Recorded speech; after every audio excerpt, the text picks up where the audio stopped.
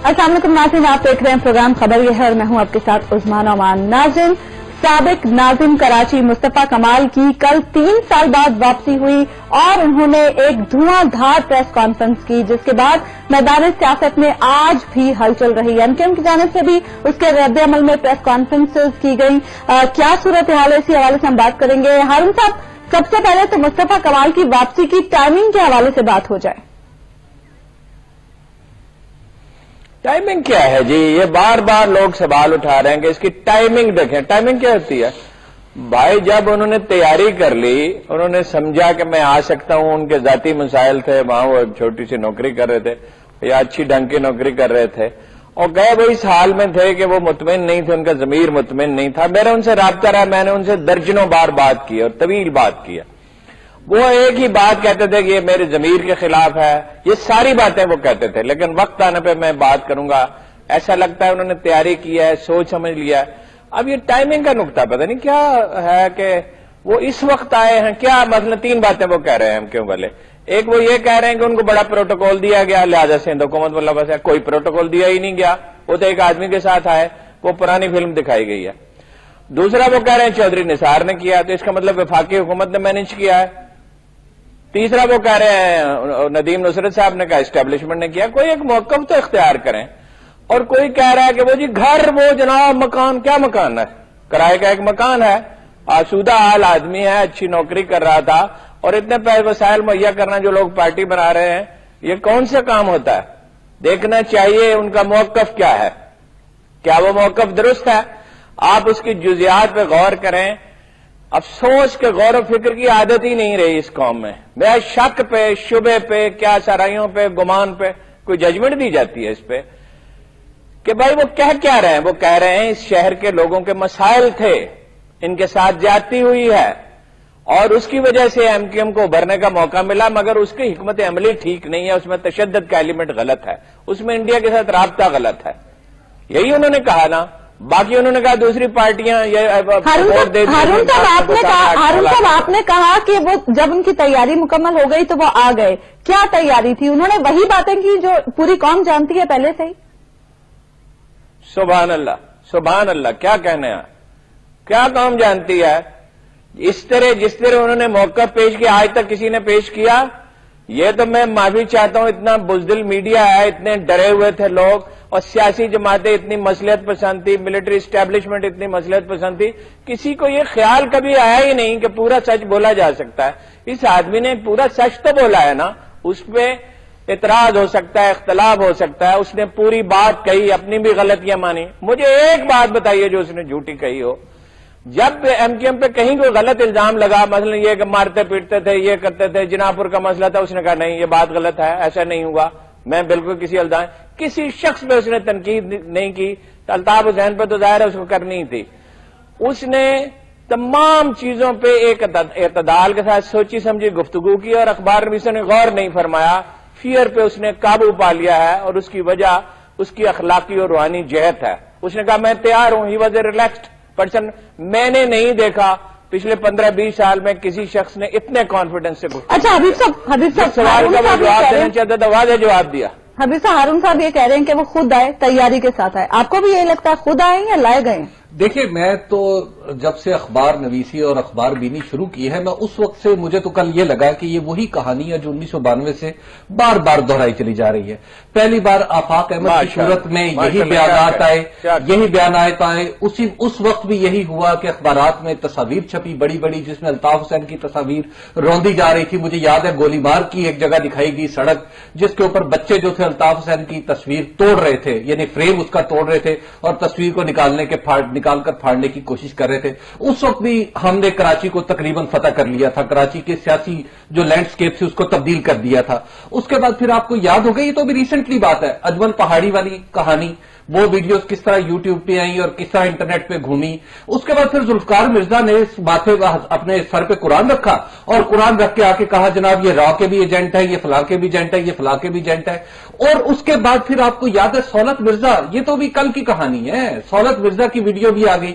और आज हम देखते हैं कि वन फाइन मॉर्निंग हमारे भाई जो है मुस्तफा कमाल साहब वो भी मैदान में आ गए।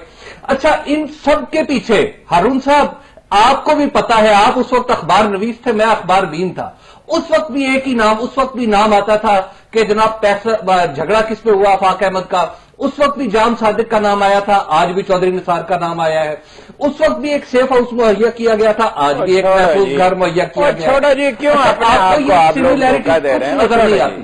اچھا یہ دھوکہ ہے، چھوڑو جی، یہ کیا استدلال ہے؟ اور کیا استدلال ہے یار؟ یہ ایک بھی تشبیہ درست نہیں ہے۔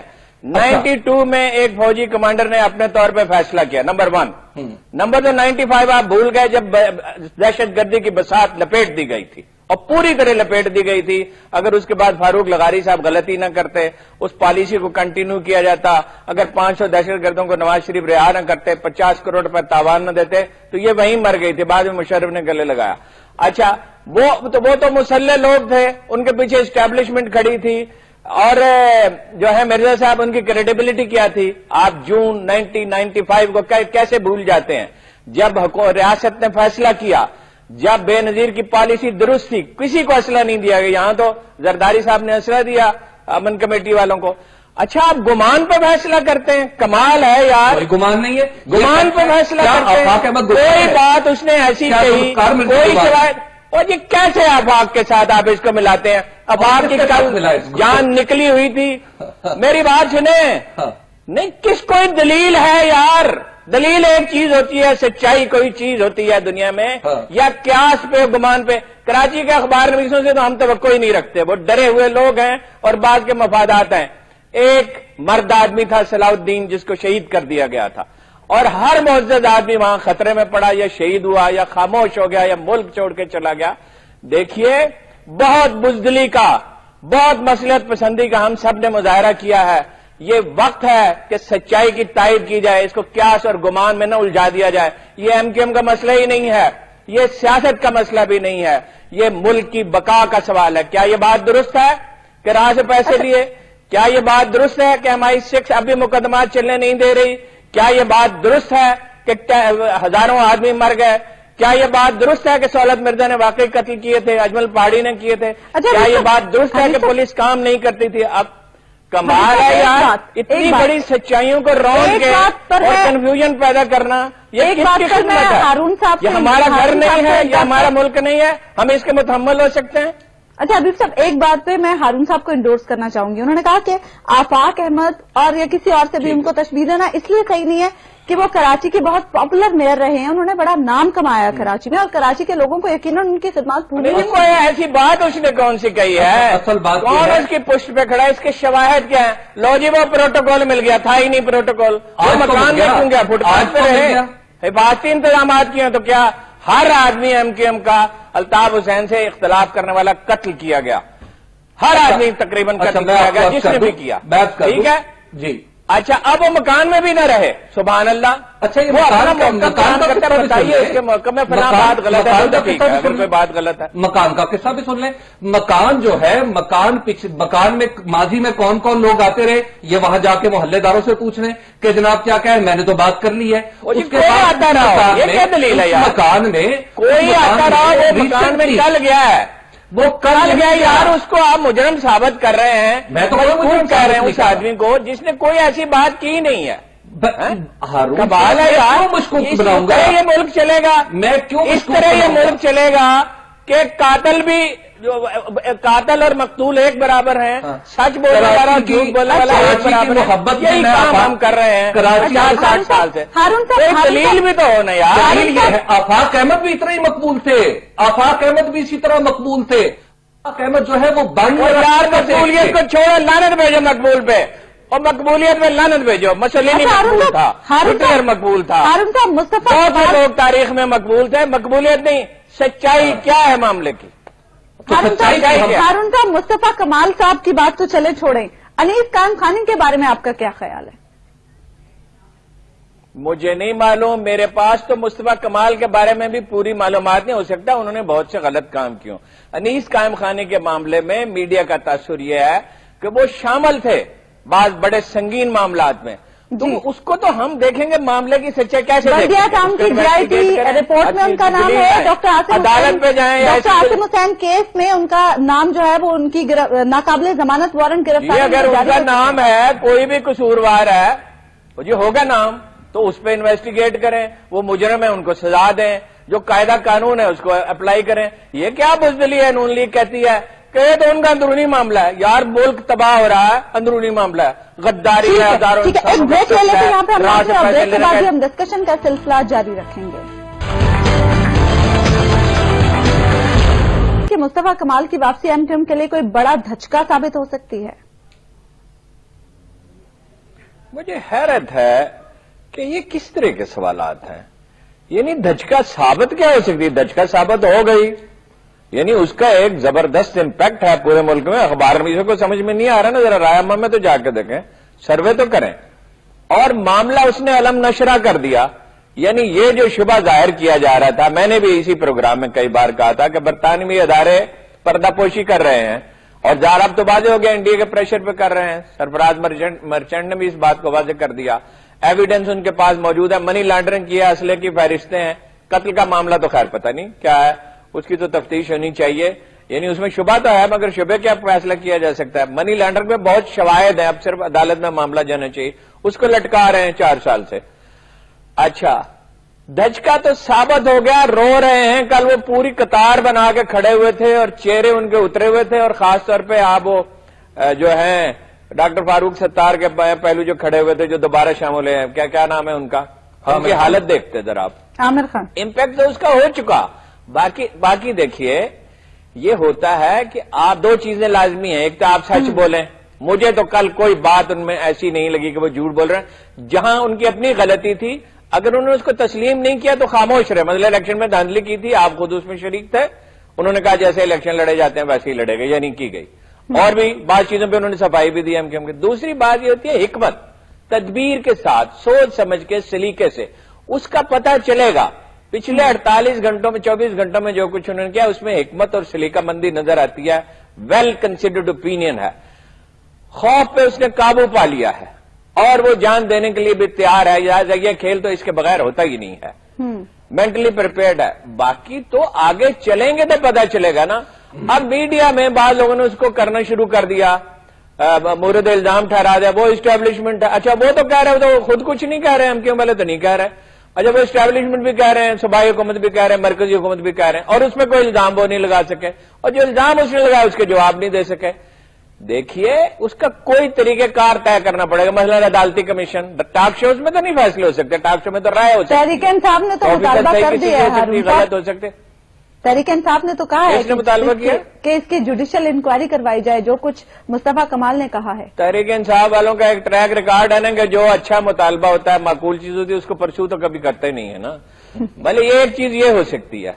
کوئی اور طریقہ ہو سکتا ہے کہ جس میں سچائی کھل کر پوری طرح سامنے آئے اور سچائی کے لیے دلیل دی جاتی ہے. حضرت علی کرم اللہ وجہ کا کیس تو ریجیکٹ کر دیا تھا قاضی نے.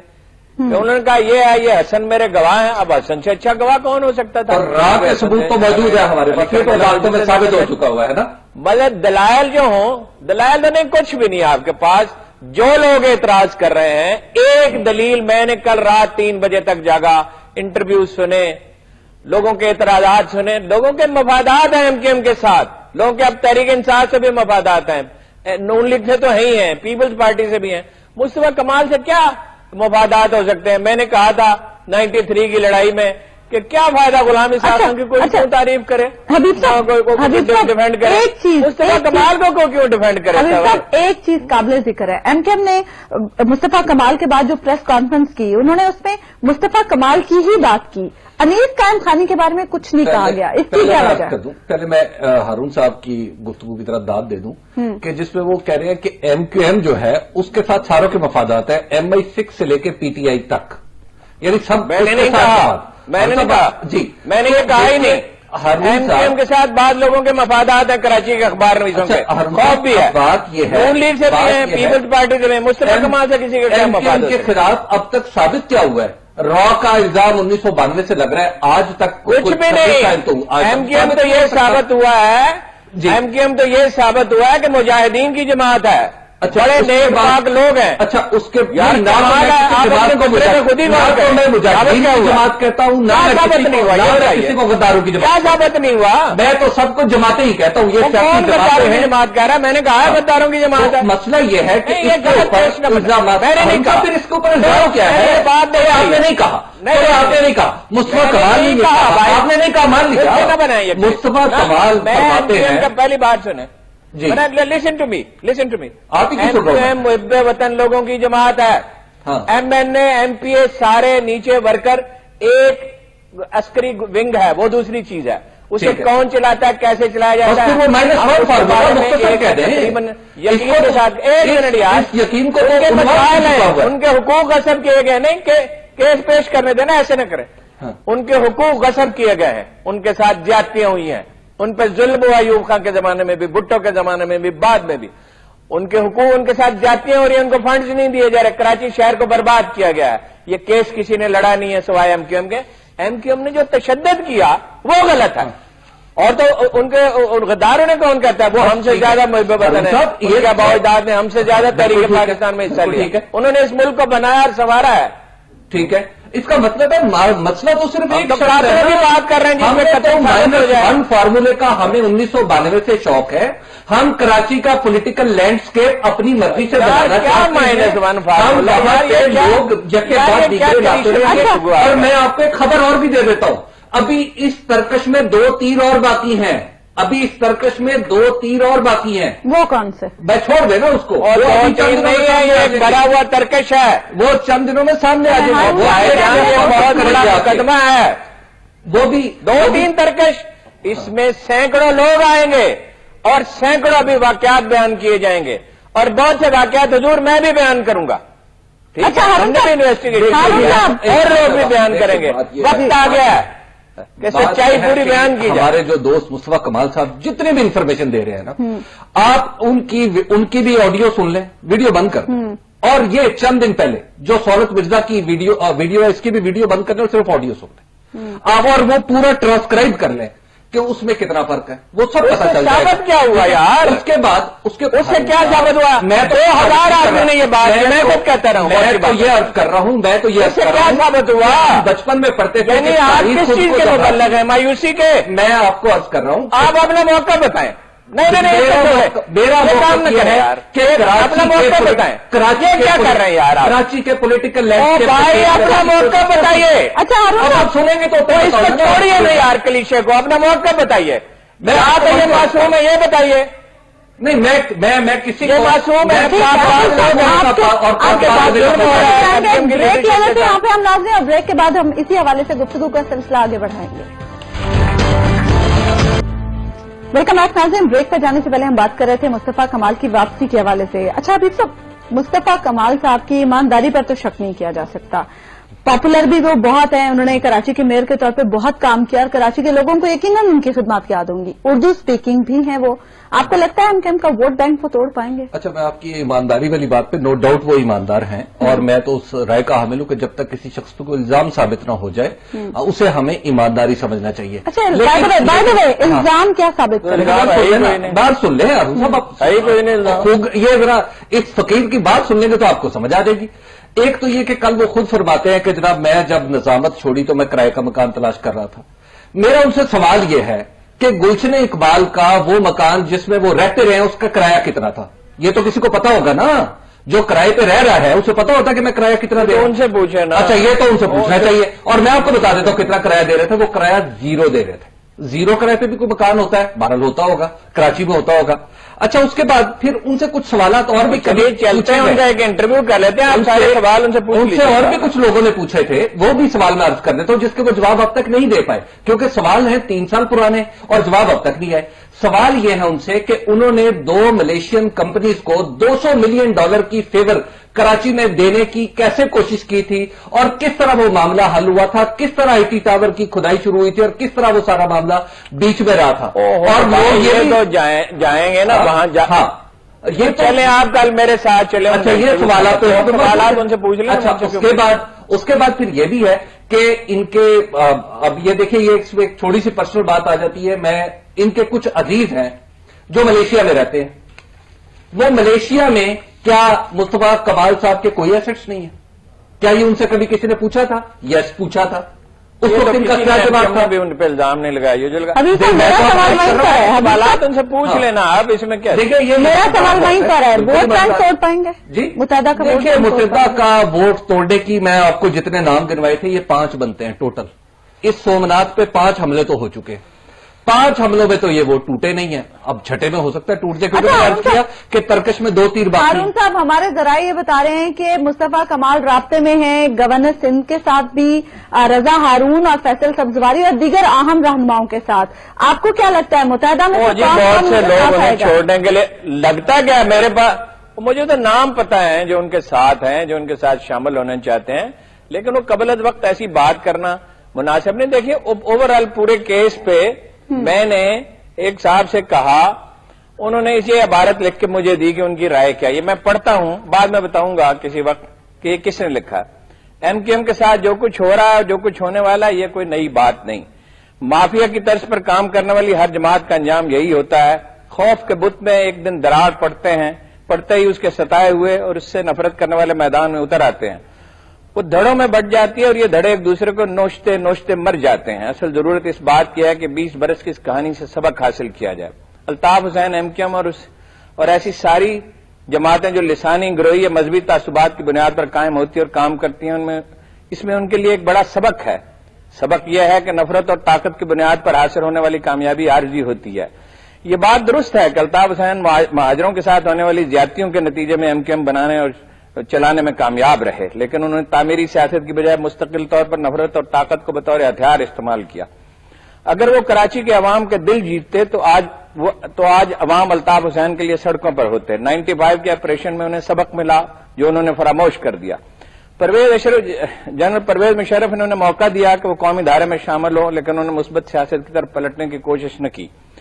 اس میں زرداری صاحب اور اسفندیار ولی کے لیے سبق ہے کہ انہوں نے ایم کیو ایم کے جواب میں کراچی میں اپنے مسلح گروہ بنایا. اگر وہ اپنے روش پر قائم رہیں گے تو انجام یہی ہوگا. زرداری صاحب خود 2008 کا الیکشن جیتنے کے بعد 2013 میں اسی لیے افسوسناک زوال کا شکار ہوئے کہ انہوں نے تعمیری سیاست کی بجائے خود ترہمی اور چلاکی سے سیاسی میدان کو فتح کرنے کی کوشش کی.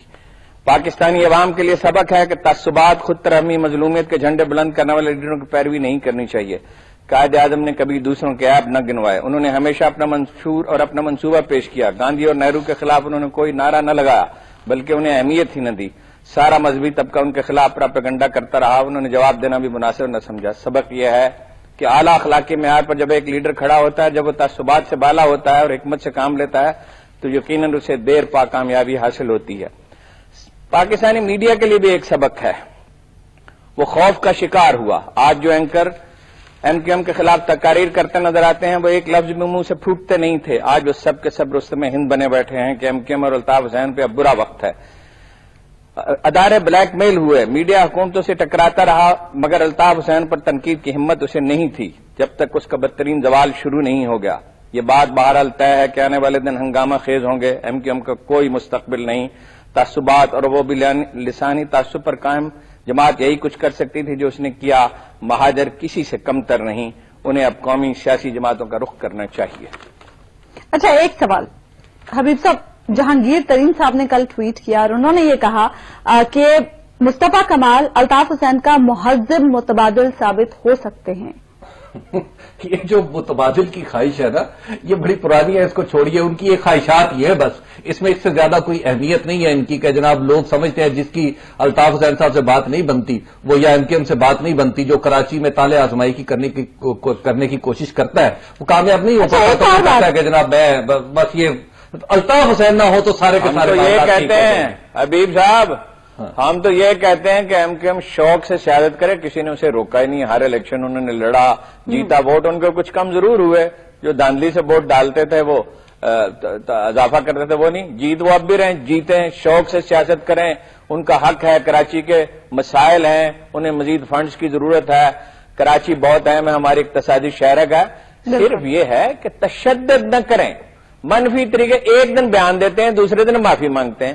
ایک دن اسٹیبلشمنٹ کو کہتے ہیں ان کے فیتے اور ان کے یہ اور ان کی وردیاں اور ہر چیز خطرے میں ہوگی, اور یہ پتہ چلے گا ظالم جیتتا ہے یا مظلوم, اور دوسرے دن کہتے ہیں کہ جی فوج سے معافی بھی مانگ لیتے ہیں کہ ان کے ساتھ مل کے انقلاب لائیں گے. کتنی دفعہ انقلاب کی بات کر چکے ہیں بھائی. کہیں ایک جگہ پہ کھڑے ہو جائیں. کتنی دفعہ انہوں نے بیان بدلے ہیں اور کتنی دفعہ تقریر کرتے ہوئے وہ پٹڑی سے اترے ہیں. لوگ ان کے پاس گئے ہیں, ان کی منت سماجت کی ہے کہ صاحب ایسا نہ کریں, کوئی توازن کی بات کریں, اعتدال کی بات کریں. ان کا حق ہے سیاست کریں, انہیں کون روکتا ہے. لیکن تشدد سب جانتے ہیں کہ تشدد سے وہ خود مانتے ہیں. فاروق ستار صاحب کہتے ہیں, پھر وہ کہتے ہیں ہمارے لوگ انڈیا چلے گئے. وہ بھائی نواز شریف صاحب کو نکال دیا گیا تو کیا ان کے لوگوں نے ٹیررزم کی ٹریننگ لینی شروع کر دی بھائی. اپنا اور لوگ ہیں جو ماتے ہوئے پیپلز پارٹی میں چند آدمیوں نے یہ کام کیا تھا, مرتضیٰ نے کیا تھا. اس کا نتیجہ کیا نکلا تھا؟ بے نظیر اس میں شریک نہیں تھی. ایک اور چیز بھٹو اس میں شریک صاحب, نہیں تھی. یہاں پیپلز پر پارٹی سروائیو ایک کر گئی. سوال اور بھی ہے. پیپلز پارٹی مصطفیٰ کمال کی بجائے ایم کیو ایم کی سائڈ پر کھڑی ہے. پیپلز پارٹی کے رہنماؤں کی جانب سے جو بیانات آ رہے ہیں, یہ سارے کام جو ایم کیو ایم کے ساتھ اس وقت ہو رہے ہیں پیپلز پارٹی کے ساتھ پرانے ہوتے آئے ہیں. پیپلز پارٹی کو اندازہ ہے کہ یہ کام کون کرتا ہے, کون تبدیلیاں لانے کی کوشش کرتا ہے, کس کی خواہشات ہوتی ہے. آپ کو یاد ہوگا غلام مصطفیٰ جتوئی وہ کیا کرتے تھے, غلام مصطفیٰ پارٹی پہ ایم کیو ایم کی سرپرستی تھی. بالکل تھی. پیپلز پارٹی کے لوگ گئے تھے افریقہ میں, گناہگار کانوں نے اور گناہگار آنکھوں نے بالکل اس پاکستان میں بے نظیر کو سیکیورٹی رسک قرار پاتے ہوئے سنا ہے. یہاں پر وہ لوگ آج بھی لاہور میں موجود ہیں جو بتاتے ہیں, جو پالیسیوں پہ را کے ایجنٹ کیسے تھے, پالیسیوں پہ کہا گیا, وہ واقعات بھی ہیں. وہ را کے ایجنٹ کیسے تھے سندھ کے اندر. پی سے اس کا موازنہ ہو سکتا ہے. ایک منٹ یار, میں کل لے آتا ہوں کتاب. اے این پی سے اس کا موازنہ ہو سکتا ہے. ولی خان نے ایک زمانے میں یہ سوچا تھا کہ مل کے سردار داؤد سے اور انڈیا کی مدد سے پختونخوا صوبے کو الگ کر دیا جائے. اس کے شواہد موجود ہیں, کتاب چھپ گئی ہے, اس میں رقوم کی تفصیلات ہیں, اس میں جو ٹیررزم کی ٹریننگ لی, شیر پاؤ کا قتل ہوا, اس میں داؤد بن ہے, وہ میں کل آپ کو پڑھ کے سارا سنا دوں گا. اچھا حبیب صاحب, ابھی آپ نے کہا اس کا موازنہ نہیں ہو سکتا ہے. شیخ مجیب الرحمان سے ہو سکتا ہے.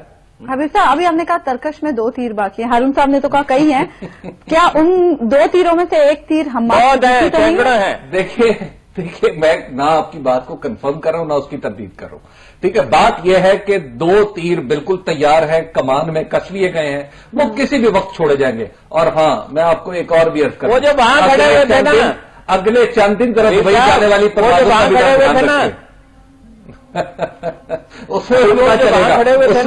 اس میں سے ایک کو تو میں جانتا ہوں, اس میں سے ایک کی تو میں گواہی دے سکتا ہوں. میں نے خود اس کے انویسٹیگیٹ کیا تھا. وہ رینجرز والوں کے پاس گیا کہ ہمیں امان دی جائے تو ہم آپ کی مدد کرنے کے لیے تیار ہیں. ایک اور بڑا لیڈر جو ہم وہاں موجود نہیں تھا وہ بھی یہ کہہ چکا ہے. ان میں سے کچھ بھاگ جائیں گے پاسبلی. ٹھیک ہے, ایک بریک لے لیتے ہیں یہاں پہ ہم ناظرین, اور بریک کے بعد بھی ہم ڈسکشن کا سلسلہ جاری رکھیں گے.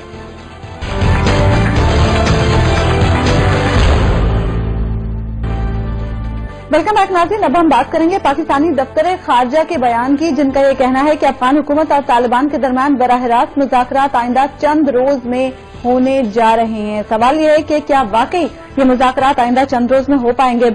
حبیب صاحب, سرتاج عزیز صاحب نے کہا کہ اس بات کا اعتراف کیا جاتا ہے کہ اچھے وقتوں میں بھی طالبان نے کبھی پاکستان کی ہمیشہ نہیں سنی تھی, اپنی مرضی سے وہ پاکستان کی باتیں مانتے تھے. اور 4 رکنی گروپ کی 4 ملاقاتیں بھی ہو چکی, مذاکرات تو ابھی تک نہیں ہو پا رہے. دیکھیے, یہ مذاکرات ایسے نہیں ہوں گے. پاکستان جو ہے اگر یہ چاہے کہ جناب پاکستان جس کو یعنی ایک دعوت نامہ بھیجے, کسی کو فون کرے اور لوگ آ کے گول میز پر بیٹھ جائیں اور آ کے گفتگو کرنا شروع کر دیں, تو ایسا نہیں ہوگا.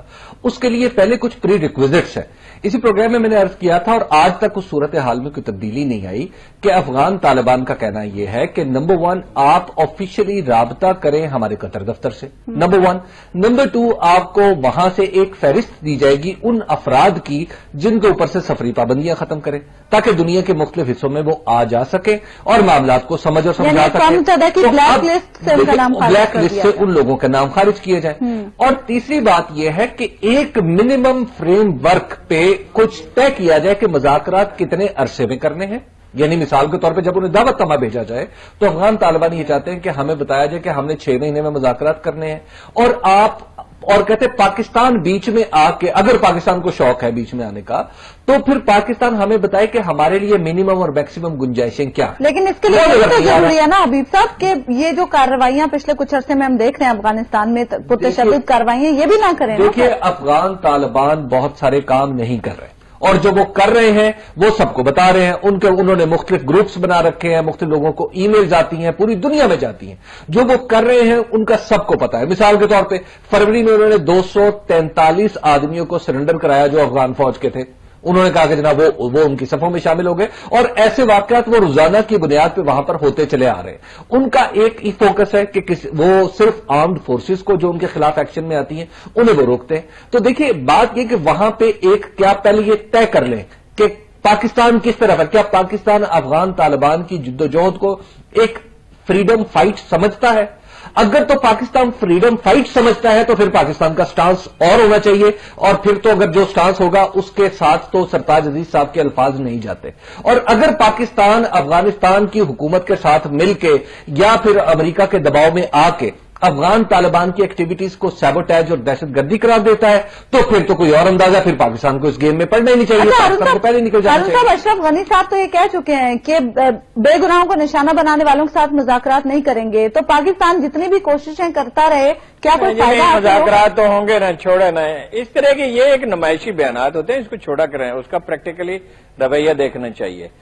پہلی گزارش تو یہ ہے کہ یہ تو طالبان کا موقف ہے نا جو آپ بیان کر رہے ہیں.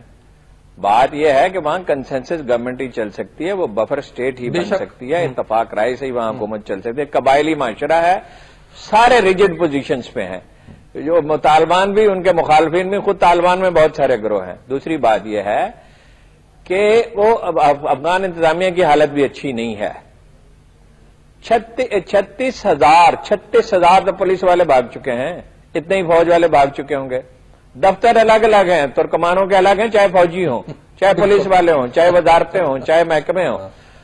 تاجکوں کے الگ ہیں, پنشیریوں کے الگ ہیں, پشتونوں کے الگ ہیں, انڈیا سے سرداریوں کے الگ ہیں, دوسرے والے اس طرح نہیں ہوتا.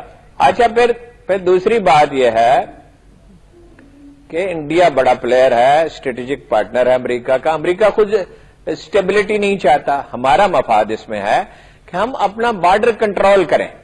بہت مشکل ہے افغانوں کے ساتھ مذاکرات کرنا. وہ آپس میں بھی جب مذاکرات کرتے ہیں تو ایک دوسرے کی زندگی عذاب کر دیتے ہیں. ہم اپنے بارڈر پہ, جنرل جنجوع نے کر دیا تھا, وہاں خندقیں وغیرہ کھود دی تھی, کہتے 26 سے 10 کلومیٹر بارڈر ہے. کیا جی پہاڑ ہیں, فضول بات ہے. چند سو کلومیٹر کا بارڈر ہے جس کی نگرانی کرنی ہوگی. چاہے تار لگائیں, چاہے بارودی سرنگیں لگائیں, چاہے خندقیں کھودیں. خندق کھودنے کا مطلب اس میں پانی بھی ہونے چاہیے. اس کو بارڈر بنائیں, جو کہ تو ہے, چاہے جو مرضی کوئی کہتا رہے.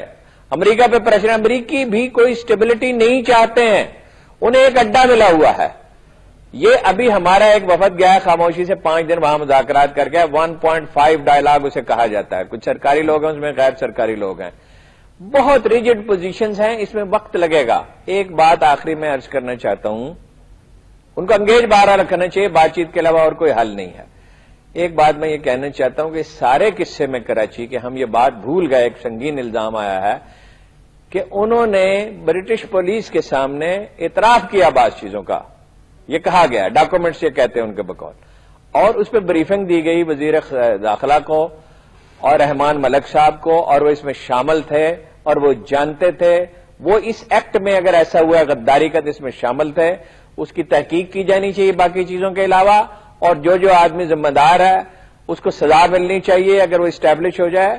اور یہ بات میں دہراتا ہوں, رسول اللہ خود بھی اپنا قول مبارک دہرانا پسند کرتے تھے کہ طاقتوروں کو اگر سزا نہیں دی جائے گی, صرف اگر کمزوروں کو سزا دی جائے گی, ایگزیکٹ الفاظ نہیں ہیں, تو وہ قومیں تباہ ہو گئیں جو ایسا کرتی تھیں. اور یہ بھی آپ نے فرمایا, اس کو بھی دہراتے رہنا چاہیے کہ برائی کو جب روکا نہیں جائے گا اور بلائی کی جب ترغیب نہیں دی جائے گی تو بدترین حاکم تم پہ مسلط ہوں گے اور وہ تمہیں سخت ایذا دیں گے, اور اس وقت تمہارے نیک لوگوں کی دعائیں بھی قبول نہیں ہوں گی. کوئی فیصلہ کرنا چاہیے, فیصلہ کرینے سے کرنا چاہیے, انصاف سے کرنا چاہیے, ایک کسی طریقے کار اور کسی پلیٹ فارم پہ کرنا چاہیے. یہ ٹاک شوز میں اس کا فیصلہ نہیں ہوگا. اچھا حبیب صاحب, ہم مذاکرات کے حوالے سے بات کر رہے تھے. سرتاج عزیز صاحب نے واشنگٹن میں تھنک ٹینک کی تقریب سے خطاب میں یہ بھی کہا کہ طالبان قیادت اور ان کے اہل خانہ پاکستان میں ہے اور پاکستان سے طبی سہولیات بھی استعمال کرتے ہیں. تو اس صورت میں پاکستان اس پوزیشن میں ہے کہ ان پر دباؤ ڈال سکے مذاکرات کے لیے. دیکھیے بات یہ ہے کہ یہ آج کی بات نہیں ہے. سرتاج عزیز صاحب کو شاید یہ بات بھول گئی ہے کہ یہ اس دور میں بھی تھا، کچلاک میں یعنی پشین میں، قلعہ سیف اللہ میں یعنی بلوچستان میں، اور پشاور کے بارڈرنگ ایریاز میں افغان ہمارے جو مہاجرین ہیں وہ وہاں پہ سیٹلڈ ہیں بڑے طویل عرصے سے، اور ان کے ساتھ ہمارا یہ وہ اس دور میں بھی وہاں پہ سیٹلمنٹس موجود رہی ہیں جب طالبان کی حکومت وہاں موجود تھی، کیونکہ پاکستان جو ہے آپ یوں کہیے کہ ان کا صحن ہے اور افغانستان جو ہے وہ کمرے ہیں۔ جیسے کمروں میں یعنی طالبان کی حکومت آئی تو وہ جو طالبان سے اختلاف رکھنے والے لوگ تھے وہ یہاں پاکستان میں آ کے بیٹھ گئے، اور جب طالبان کی حکومت نہیں رہی تو پھر طالبان آ کے بیٹھ گئے اور یہ لوگ جو ہے واپس وہاں پہ حکومت کرنے چلے گئے۔ تو لہذا جو پڑوسی ممالک ہوتے ہیں اور خاص طور پر جس طرح کا ہمارا افغانستان کا تعلق ہے، اس میں اس طرح کی باتیں ہوتی رہتی ہیں۔ آپ یعنی سرتاج عزیز صاحب کی بات سے یوں لگتا ہے کہ جیسے وہ ان کو یرغمال بنا کے بات کر سکیں گے، افغان کے ساتھ بات اس طرح نہیں کی جا سکتی۔ نہیں پر احسان جتائیں، نہیں اس کو اس پہ انٹرپریٹ نہ کریں۔ وہ تو دیکھو وہ تو ہماری پوزیشن تو یہ ہے کہ آپ ہمیں کہتے ہیں کہ ان کو ماریں، امریکی کہتے ہیں، اور پھر کہتے ہیں ان سے بات کریں، اپنا اثر ان پہ استعمال کریں۔ بھائی آپ نے پہلے ایک ٹھیک بات کی تھی کہ مذاکرات ہوتے ہیں باہمی ضرورتوں پہ، باہمی مفادات پہ، انہیں شامل کرتے ہیں، اگر حکومت میں اس کا فارمولہ پیش کریں۔ سیدھی سی بات ہے، یہ امریکیوں کی ذمہ داری ہے۔ مذاکرات سے تھوڑی سی امید اس لیے ہے کہ اس میں چینی بھی شامل ہے۔ اس علاقے میں سٹیبلٹی کی بہرحال ایک منیمم ضرورت ہے، لیکن اس میں انڈیا شرارت کر رہا ہے، امریکی اس میں شرارت کر رہے ہیں، امریکی بالکل مخلص نہیں ہے پورا امن قائم کرنے میں، اور وہ بلوچستان میں بعض اوقات تخریبی کارروائی میں ملوث ہوتے ہیں، MI6 بھی ملوث ہوتی ہے۔ ہمیں اپنا گھر درست کرنا چاہیے، ہمیں اپنی سرحدوں کی نگرانی کرنی چاہیے، جو رہتے ہم دے سکتے ہیں وہی سرحدوں پہ نہیں، شہروں کے ساتھ بھی، عربوں کے ساتھ، کراچی کے ساتھ اصول پہ کراچی میں بھی اپنا ہم نہ ناظرین ختم، آپ سے ملاقات ہوگی انشاءاللہ کل الانے کے بعد۔